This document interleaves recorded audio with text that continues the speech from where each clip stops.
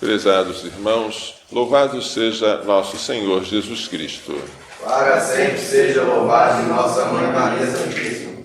A festa da apresentação que hoje celebramos, 2 de fevereiro, ocorre 40 dias depois do Natal. Por quê? Porque a lei de Moisés previa que 40 dias depois do nascimento da criança, os pais fossem até o templo para fazer um ritual de purificação da mãe. Se a família fosse pobre, a vítima oferecida para o sacrifício era um par de rolas ou 2 pombinhos. O que ocorreu hoje foi a purificação de Nossa Senhora. Purificação de quê? Ela é e sempre foi puríssima. Mas a purificação de que fala a Bíblia era uma mera purificação ritual.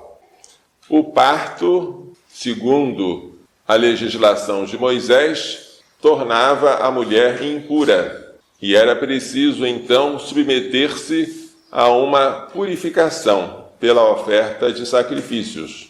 A impureza nada tem a ver com pecado nesse caso. A impureza tornava a pessoa inapta para o culto divino. Você se tornava impuro, por exemplo, se tocasse em um cadáver. Não que isso fosse pecado, mas tornava você inapto para o culto divino. Você precisava se purificar. É neste sentido que Nossa Senhora veio para cumprir o ritual da purificação. E São Lucas faz questão de dizer que a Sagrada Família veio para se conformar à lei do Senhor, aquilo que prescrevia a lei do Senhor. Mas, além de oferecer um sacrifício de animais, a Sagrada Família veio oferecer o menino Jesus. A lei não prescrevia isso, que se oferecesse a criança para ser apresentada no templo. As famílias piedosas podiam fazer. Por exemplo, no Antigo Testamento, Ana, mãe de Samuel, foi apresentar o seu filho no templo. Mas uma coisa interessante, o que tem a ver o fato de Jesus ser primogênito, o primeiro filho, primeiro e único de Nossa Senhora, e de ele ser apresentado no templo? É porque, segundo a lei de Moisés, todo primogênito pertencia ao Senhor. Por quê?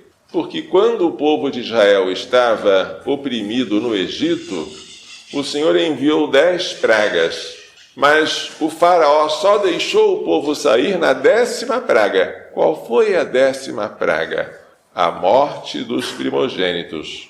Um anjo passou de casa em casa para matar os primogênitos dos egípcios, menos os dos hebreus, porque a casa dos hebreus estava marcada com o sangue de um cordeiro, que era um cordeiro pascal, um cordeiro macho de 1 ano, sem defeitos, que a família tinha escolhido, tinha imolado e aspergido o sangue dele nas portas.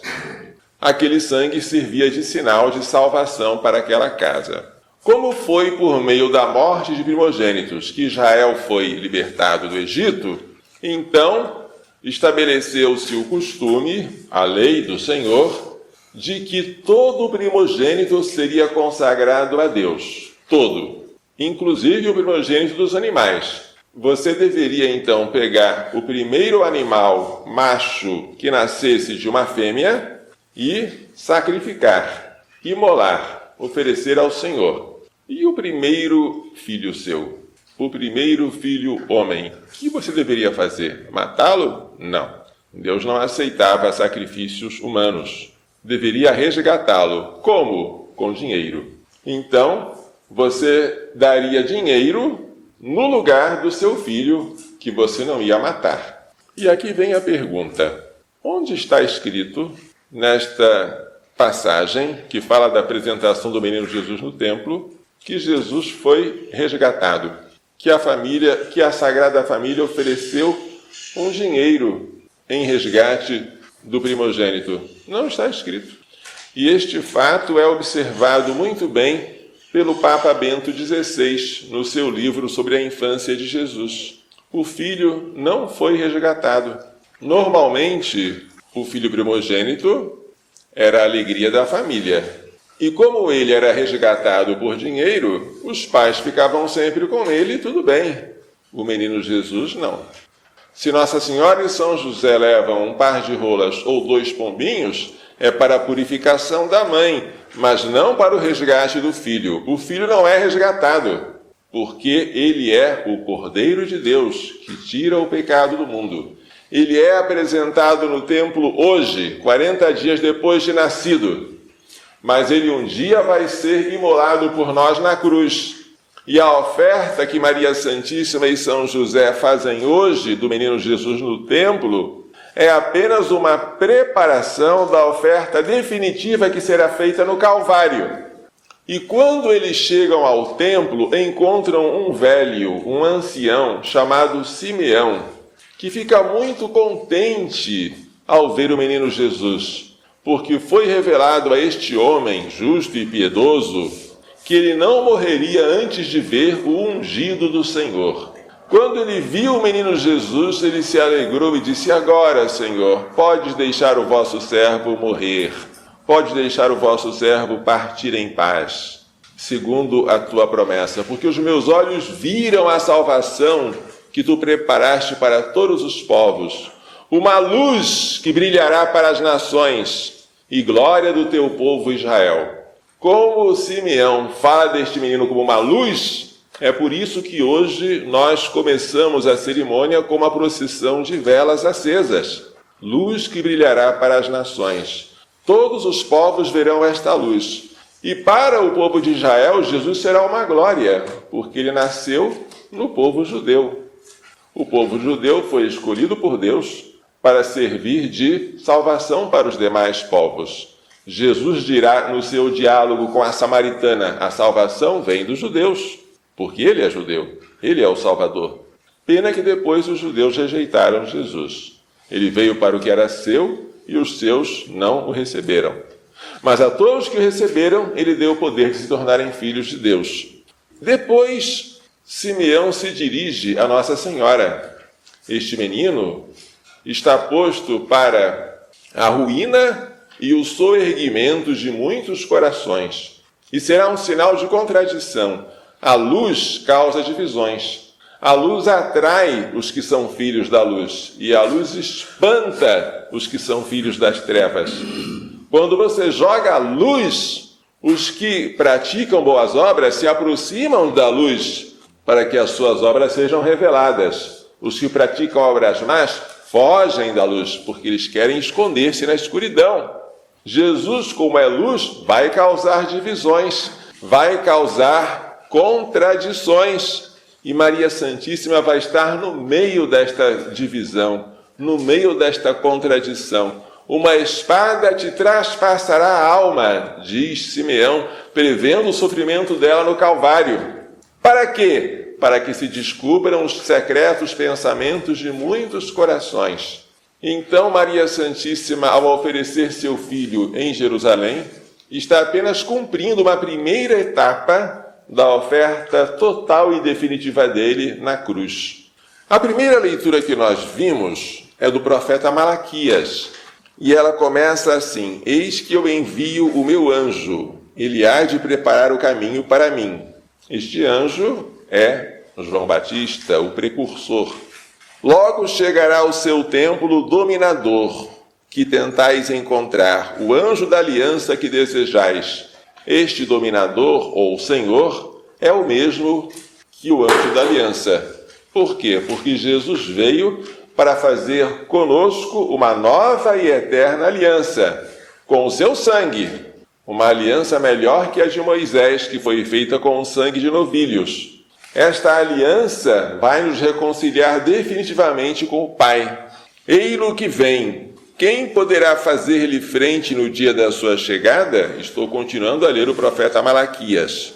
Quem poderá resistir-lhe quando ele aparecer? Ele é como o fogo da forja, ele é como a soda dos lavadeiros. Ele queima. Ele estará pronto para derreter e purificar a prata. Ele purificará os filhos de Levi. Quem são os filhos de Levi? São os sacerdotes, os levitas, os que oferecem sacrifícios. Ele vai fazer com que os sacerdotes se tornem impuros para poder oferecer sacrifícios agradáveis a Deus. Ele os refinará como ouro e como prata, e eles poderão assim trazer oferendas justas ao Senhor. E esta oferenda será então agradável ao Senhor, como nos tempos antigos. Então o Senhor vem para purificar aqueles que oferecem sacrifícios.